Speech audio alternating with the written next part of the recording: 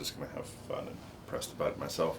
This little So you could just talk about pressing the button. You're not gonna come around the counter and actually be on camera. This little son of a bitch last week turned the volume all the way down somehow on this spinny dial. I didn't turn the volume all the way down. No, I didn't say. You said this. Oh, and I the have no machine idea how it itself did. happened. Okay, all right. Unless like I reached over after the first podcast. You to did turn reach it off. over. I probably You rolled did reach it. around, yeah. You're saying I gave it a reach You around? did reach around. I Yeah, gave you it a reached reach around and you turned your own volume down. Reach around. Okay. It's gonna be that kind of day. I have had 2 Krispy Kreme donuts, and it's going to be a good morning.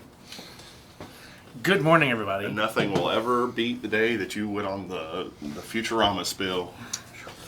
So, let's do the thing. This is Pretty Panel Podcast on YouTube. Thanks so much for joining. We really appreciate it. It's going to be a fun Sunday morning. Do we want to talk about the thing we want to do? About the network and the stuff? So, our plan is... We're doing that. We're telling you this on YouTube. Now, we're going to put it... We're probably... I was talking. You're talking? You I don't give a shit. You interrupted me. I was talking. Let me back up. It was my idea, but you go ahead. No, it's your idea. No, go ahead. Guys, we're putting this exclusively on YouTube, and the reason we're putting this on YouTube is that I think that our viewership on YouTube is a little bit more geographically diverse, and that's important for Garin's idea, which is... So we want to start talking to comic book shops, not conglomerates, but actual comic book stores, and to see how they survived COVID. See what happened. But the idea of it, conglomerates, I mean, there's 4 or 5 shops. You're going to survive COVID. If Midtown Comics wants to talk to me, I will talk to Midtown Comics. Anyway, but the whole idea, especially the Southeast region, because we're the ones that kind of opened up first. We're going to start talking to everybody. And I've got some leads in North Carolina, South Carolina, and Georgia. And we're going to start talking to these guys, putting them on the podcast, and just saying, hey, by the way, how are things going? You guys doing okay? Tell us about yourselves, and get like a 5 or 10 minute kind of spiel and kind of see how it goes. So we're actually kind of excited about that. But see, I want to maintain contact with them after that, and if they're having sales, events, signings, anything pertinent to them that they want to get a little shout out on, then we'll, in a timely fashion, get that out on our YouTube channel and on the podcast. Sure. And we put it on a Facebook page. We can do it on YouTube. And literally, I mean, if anybody is visiting the area, they can come and kind of chat with us. Yeah. Kind of make a little comic book affiliate network. Yeah. Pretty genius, sir. I am. Yeah. Right? Okay. That's, wow. Holy penis butt, Batman. So anyway. Let's go record a reviews episode. Yeah. Let's review some things. I'm going to limit you to 1 donut. 1 donut? Yeah. I'm going to have at least 1 or 2 more for you. That's awesome. You should. So. All right. So May 20th review episode? Yep. Should totally do that. We should totally do that. Hi guys, I'm David. And I'm Garin. I've had way too many donuts already this morning. So, let's talk comic books. Let's do the May 20 review of what we read, which, you know, this is a much larger stack than last week. Yeah, this is a huge amount of comics compared to where we have been. Went from none to 1, 2 maybe. We started doing a thing on YouTube originally entitled Whose is Bigger. Then we kind of went to comic book pull list or comic book pull list comparison. I forget what I called it, crap. But anyway, it kind of hasn't made sense to do that when we had like 1 book each. The record breaking Justice League 44 week where we each had 1 book. Or 2 or 3 or whatever. But I mean, it's the first time that this is considerable. It's a fair amount of comics. Yeah, this is nothing to sneeze at. Yeah, so, nice. And you alphabetize them very, very well. I only have 2 more. I only have 1 more than you, I think, this week too. So. I have no idea, sir. All right, so we're gonna start with Ablaze Comics. Yeah. Unsacred number 5. Lovely Mirka Andolfo. It's interesting. This was a much more connected book than the others have been. So, like the first and second issue, maybe even third issue, seem to be just a set of vignettes. Yeah. Just talking about the relationship. Tells from the dating life. He kept trying to get laid, and she's like, "No, I'm a virgin." I mean, and that's essentially what happened there. And she's an angel, and he's a demon. And yeah. So I mean, she kind of explains herself in this as to why she did that. So it's kind of interesting. So she gets married. Well, they get married. The mom does the ceremony. I'm not sure she didn't get married. So they get married, and the mom does a ceremony, but then immediately tells her daughter to F off, never talk to me again. Yeah. Really sad. I mean, it was, because it's like, you married a demon, you went completely against me, we're done. Which is very sad. And of course, the demon, the husband, he does exactly what he should do. He defends his wife. He's really upset about it. But she then understands, like, listen, this is fine. And so then immediately she's talking about having kids. And he's like, but I wasn't, this the whole time he just wanted to get laid. Now he's in a marriage. Well, and you think the whole time that she's kind of this beautiful idiot and he has all these schemes and plans But she also has schemes and plans. Yeah. So by the end of the episode, we see... issue. No. Go ahead. We see that she's pregnant. They went to... and he's like, in the future, yes, we'll have kids, we'll talk about it, and of course, they have mad, crazy sex on the honeymoon, and she goes to... She does a pee test, and boom, pregnancy test, and she's pregnant. Now, of course, remember, they did have that sex that one time before marriage, so that kind of makes sense. So, yeah, as someone who's who's in a similar situation right now, right, Heather? No comment. No comment? Wow. Nope. No comment. Anyway. Wow. So, yeah, we've... we're pregnant again. Anybody knows... You're not pregnant. Well, Heather's pregnant again. There's no we pregnant. Well, yeah, there's a we. Oh, I disagree. There's definitely a we. I disagree. I've been through a couple of pregnancies, and boy, Definitely a are we. we pregnant. So, but yeah, this was... And we do get a number 6. So we thought it was going to be into 5. It's definitely ending. We'll definitely have a number 6 after this one. She may go to 10. You never So, can it's tell. possible, It's so. Merc and Alpha. This has been really good, actually. So I shut my mouth and let you talk through all of that. Yeah. Because I was really enjoying how excited you were about this book that you initially didn't care about. I mean, and it was at first I'm like, oh, this is fun and cute and clever, and no, but you've become emotionally invested in the characters. This became really good. I mean, just an excellent book. So, anything else on this one? No, I'm good. It makes me super happy that you had that much information about it. So, probably my favorite book of the week. You're Absolutely my favorite book of the week. Kind of a surprise. Didn't see this coming. So I had decided, I love Aftershock. And I have to admit, there's a funny thing that happens when we talk to writers, artists, creators, publishers. If I like the person, I want to support them. And so talking to Joe Pruitt, I'm like, Aftershock, woo! I need an Aftershock t-shirt. Oh my God, this is awesome. We do. 'Cause, yeah. This is one that the cover art, when it was in solicitation, I was like, Nuclear Samurai? Yeah, exactly. It's like, what is this? Okay, this looks great. Yeah. And really, I had decided, I was like, okay, do I really want to add it to my pull list? Not really. Don't want to go that deep. And then... Yeah, we have this debate all the time of what's too much.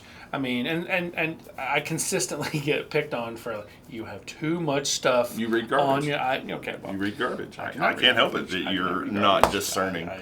I am very discerning in what I read. Is that the word we're using now? Yes. Okay. Discerning. I'm a connoisseur. So what's Disaster Inc. about? Not what I thought it was about. And even in the first few pages, not what I thought it was about. So Disaster Inc. is a company founded by a Han Solo-esque scoundrel. He's a scoundrel, yeah. He is so. definitely a scoundrel. And he takes money from the extremely wealthy or the thrill-seeking to take you places that you aren't legally allowed to go. Right. You're not permitted to go to Chernobyl. You're not permitted to go to Fukushima. Yeah. Well, guess what? He takes him to Fukushima. But the book opens on people studying butterflies in the Fukushima. Also illegally. Yeah. And they're trying to study the radiation effects. Right. How it's affected.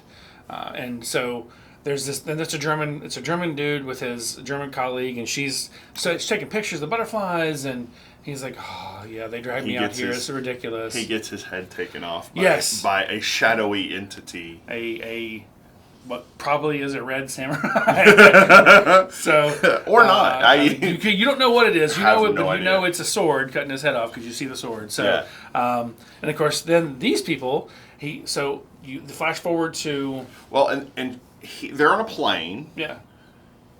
There's a girl. Yeah.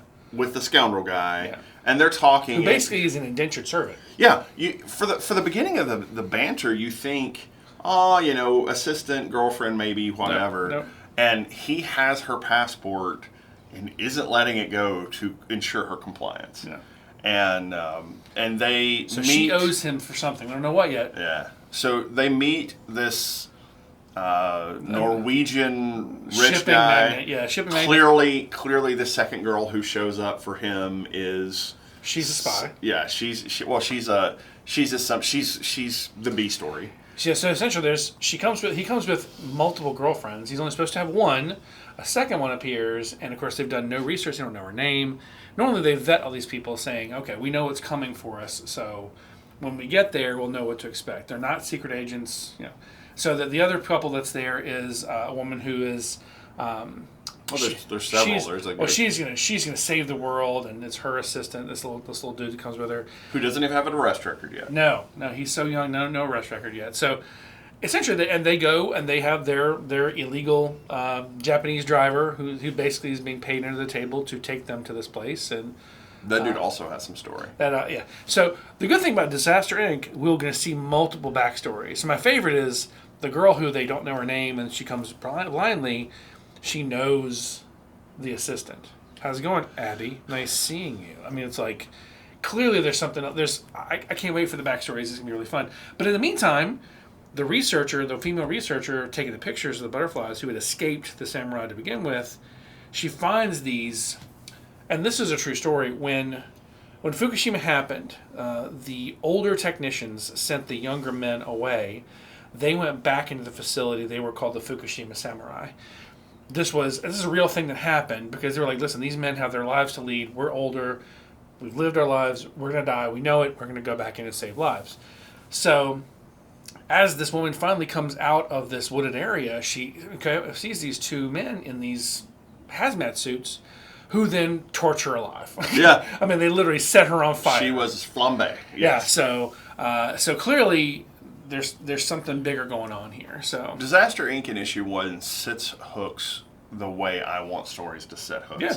Like I thought, fine, Garen's reading it, I'll read it, it'll be fun, we'll talk about it. You know, it's an Aftershock book, it's bound to be pretty good, but they're not all great, but most of them are pretty good. If I don't hate it, then I'll read an issue or two. I might love it. Guess what? It really, really, really grabbed me. This was good. I'm very it was very excited. good. What do we got next? Year Zero. AWA Year Zero. Ben Percy. So it's a nice cover. I like the zombie. They're both really cool. Yeah. I like this one too because it's a wraparound cover too. Yeah. So by the way, it's a zombie book. It's pretty much very predictable. You know what's going to happen. It's what's interesting too is there's no because most zombie books, most zombie anything, there's a starting point. It starts right here. This doesn't happen. This is all over the planet. Something is happening. And that's what I think he did very well. Is instead of centering in and saying, you know, Rick Grimes, we're gonna have one character that drives and informs the story. Right. He's maintained a cast of characters from different places. I can't imagine how this is going to be 5 issues. This could be 150, 200 issues, and it'd probably be fine. I feel like in 5 issues you're going to cram it all in. But again, AWA has their whole point behind their books is to not have something going on for 100, 150 issues. They want some small stories that they can contain and do more small stories. So I'm actually really looking forward to the rest. So and my favorite is the one guy he's in his bunker, he's checking off the list, and one of his friends has been bitten, banging on his door in his bunker trying to get in. He's like, dude, man, you've been bitten. Man, screw you, man, you suck. And he walks away. He goes back to his checklist. You see his zombie hunting truck in there. And so I thought the best part about him, and he is my least favorite character and also the one I'm most interested in. He's a jerk. Yep. But so he starts out and he's talking about being an atheist. Yep. And the discovery piece is really interesting because he all of a sudden says, nope, there is a God, and he's an absolute jerk. And it's like, oh man, that's an interesting turn. So you're going to Dark Horse next. Yeah, Dark Horse. This is the 505 of the first half, or the beginning of Kill Whitey Donovan. Spoiler alert: they do kill Whitey Donovan. I don't know what else to say. No, this was a. Done. I like a good revenge story. I really do. So Hattie does get away.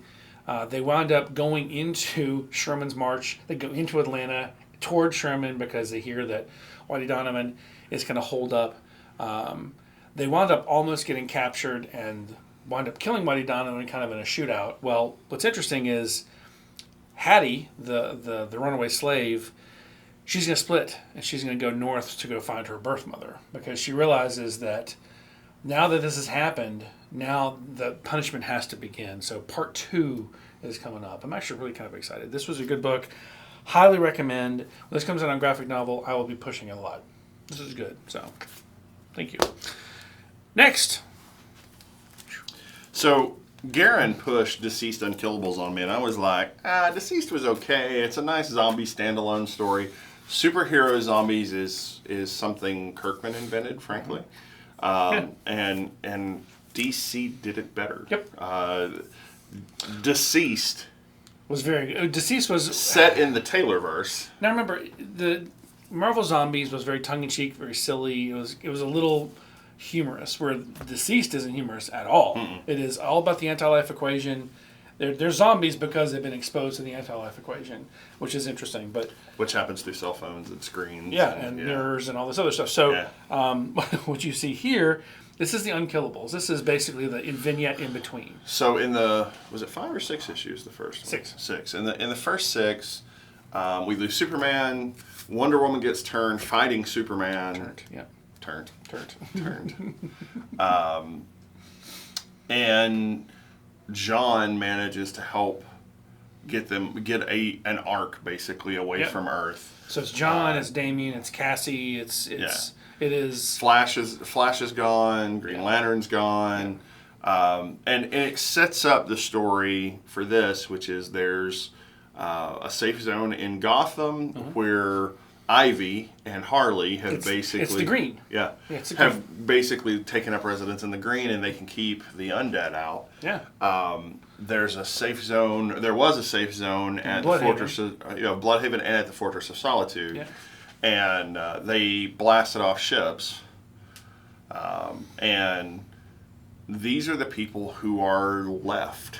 These are the superheroes that are left to defend the innocent. So Red Hood teams up with Gordon, and they basically find this group of children that basically have to defend. And of course, don't forget orphans there. They're orphans, yeah. They're orphans. No, don't forget Orphan. You're right. Orphan is also there. Yeah. There you go. So the real Cassandra Cain, not the little fat girl from the movie. Yeah. So we have all these characters that you have Solomon Grundy. You've got Bane. You've got Cheetah. You've got Creeper.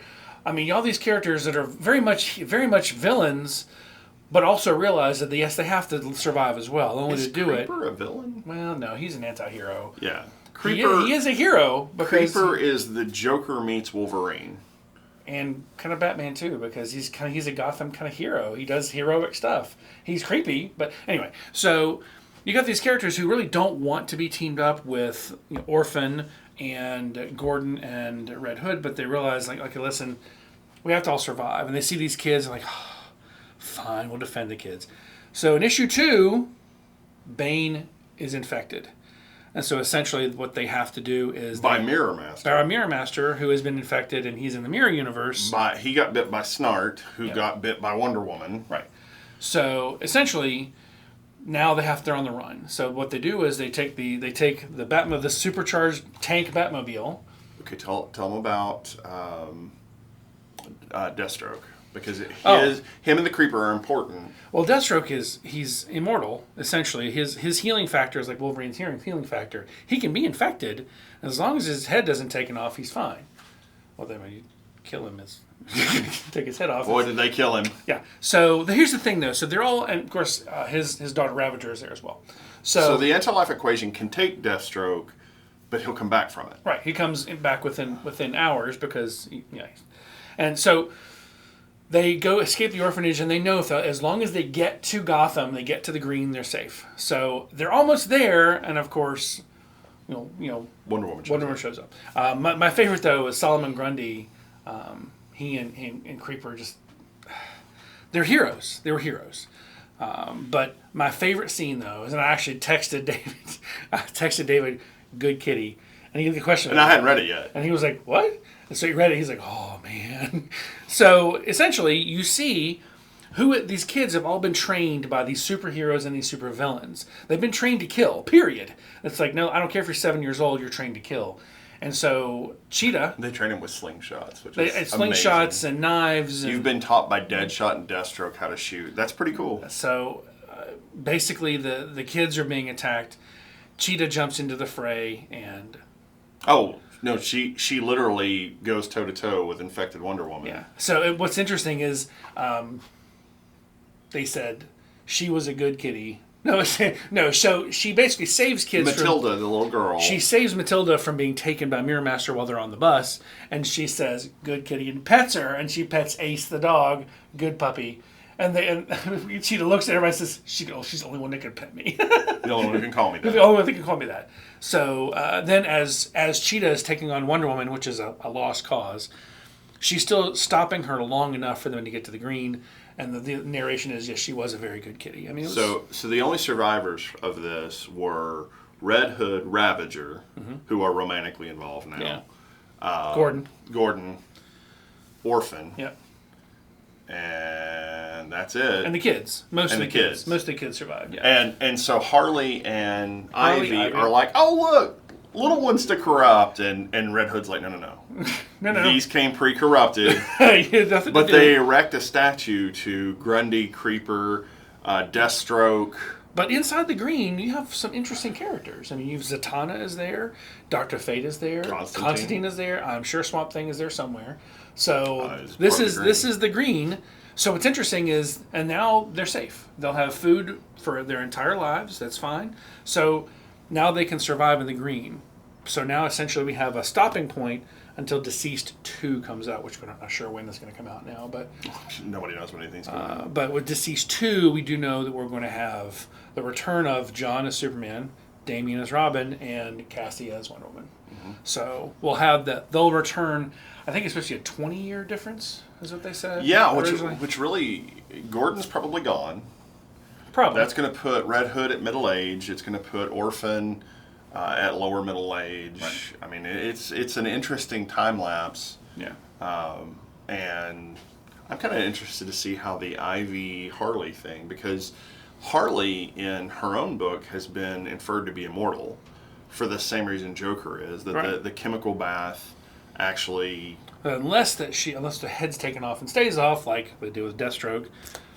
Oh, That's no. kind of it. They exploded Deathstroke. Yeah, well, so he's not coming back. They exploded the Creeper. That was pretty... But I mean, and the Creeper is also superhuman as well. He has the same basic bath that Joker had. Oh, really? Oh yeah. So same basic components. So he essentially could have been a villain, but now he can turn whenever he feels like it. He was Jack Storm or Jack something like that. So he's essentially a reporter who can turn back and forth. The only reason I'm informed at all on Creeper is that he is an old guy, an old reporter in the Batman Beyond book. Right. And so I've learned a little bit about the Creeper. Yeah, great character. Yeah. The Steve Niles book for the Creeper was insane and one of my favorite books. So If I had a second favorite of the week, it would be this. And I read all three of them. Like back to back to back. Oh, it was just a great story. She was a very good. That's why I character. let you take primary on what happened in this issue, because I was just going to explain the whole run. So my last one for this week is a plunge number three.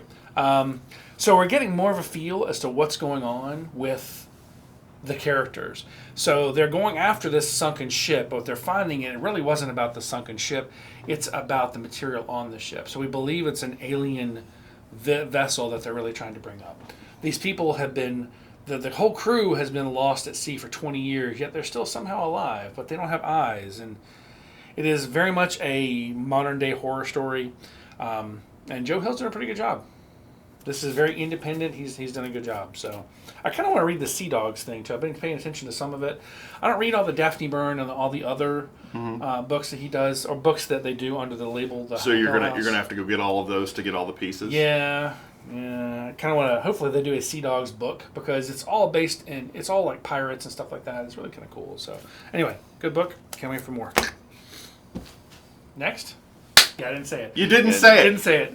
He did not mention one time that Joe Hill was Stephen King's son. I am so proud. I called him out on something. He held out on it. Good job, man. Anyway, keep going. Good job. I'm so proud of you. One last book. Deadly Class number 44. In the last issue, which seems like 10 years ago, Only 3 or 4 months, or 6, or whatever. Maria's crazy uncle hippie. I don't even remember who the guy who's come and killed them all. The kids are partying in the woods as we did in the 80s and 90s in a cabin. Yes. And did we not learn any lessons from Army of Darkness? Or well, this is set then, so okay. So they haven't learned those lessons yet. Okay. So they're partying in the woods, and this cartel comes along and boards up the doors and sets the house on fire. Our favorite. Do they not know they're all assassins in there? Our favorite jackass, Shaneb. Yeah. Did I get his right name? I don't know. Yeah. Anyway, he has made contact with these people to tell them where they're at because they're going to come and take Maria in for what she did, killing pretty much everybody. Yeah. Willie's sister has been out for vengeance for Willie getting killed by Victor. Victor, who was giving another guy a blowjob in the last issue, and you find out Victor's secretly a big gay Russian, is there. And Maria, who Marcus... Big gay Russian. Never mind. Keep going. So Maria and this other guy are hooking up, even though that's Marcus's girl. Right. And that was all supposed to be part of the cover of their senior year and all that. Yeah. Well, no, she's falling for this guy. And they're... Even though he's a big gay Russian? No, not Victor. The other guy she hooks up the other with, guy. Okay. Yeah. I'm sorry. So, sorry, keep it up. Marcus saw them hooking up, ran off into the snow. Maria and the other guy go after them. The cartel descends. The place is burning down. Gosh, I forgot the axe guy's name. Helmet. Helmet. Yeah. Has been Helmut stalking. Helmut. Okay. Yeah. I'm talking German. Okay. Yeah. He has been stalking down to kill Marcus because Marcus killed the girl he was with. God, there's such a cast of characters. I can't keep them all straight. Deadly Class is a pretty complex book. It's Rick Remender, and the fact that he's continued for so long in this book is really is a big thing. Because he can't finish Seven to Eternity, and Black Science is over. And he can't finish Seven to Eternity. I mean, they haven't finished it. They have. I thought you meant literally somebody came along and said, "No, you cannot finish this." I think what happened is for some reason he and the artist either split or something happened, and so essentially we're stuck at issue 7 or 8, something like that, and we're supposed to have 12 or more because Seven to Eternity was pretty amazing. I can't wait for more. So Seven to Eternity, I want the role playing setting. That's the yes. Die, not so much, but Monstrous. I want the role playing setting very much because that would be a great setting, especially all the myth and magic and the cats and nine tails. The fact that they've got sea creatures that talk. Old gods. It's pretty cool. So nothing you've described isn't in a regular setting. I get that, but anyway. But yes, I'd like to die as well. That'd be really fun. Yeah. No. Seven to Eternity. Well, yeah, Seven to Eternity. I don't give a damn about the die. I think that'd be fun. I think I'd have like a whole session just of those characters, and you'd have to play those characters as they are. No. That'd be kind of fun. All right, so back to Deadly Class. So summing this one up, Victor crashes through the burning door. The kids, all the assassin kids, come out killing. Assassinating. Yeah, pretty much. Victor gets shot in the head. Oh. He's gone. No more Victor. No more big gay Russian. Oh. Who was clearly big gay Russian. And Marcus tries really hard not to kill the German guy. German guy dies. Oh. Yeah. That's so sad.